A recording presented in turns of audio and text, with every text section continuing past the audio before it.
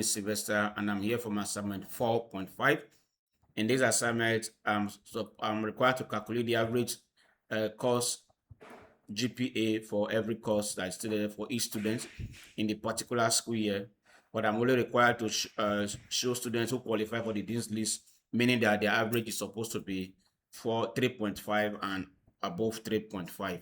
So I am working with a table called GPO that I created, GPA history that I created with some code. I will show you code at the end of this, but let me just work. First, I have to start with the where clause.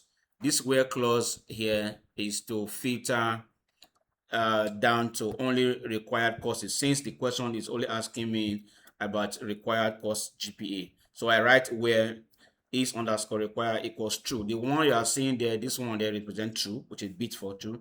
So this one removes any elective courses from consideration before I do my calculation. The next is the next data is the next. I need to group the data by students and by year, since I want to separate average for each student in each school year. So I use the group by. So students are grouped by the ID and the school year. So I write the group by to do that. Then I in my select statement, I calculate this select statement here here to this point. So I calculate the average using the average GPA as you are seeing here on this line, and I give it an alias as AVG underscore required underscore CL GPA, so the output is easy to read. I cannot put the Dean's List condition in the where clause because where run before the grouping. So what we having? So here I have to group them. Because of that one, I group them by school year. Then I use having, which runs instead, because I cannot group them. I use having.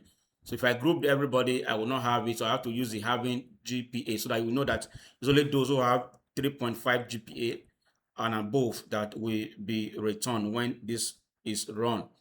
So let me run this. If you run this now, sorry, because I selected some part of it. When this is run, you can see that only 4 rows are returned, and these 4 rows represent the students who have the GPA with student ID of 3.5 and above. As you can see there, the GPA is 3.5 and above.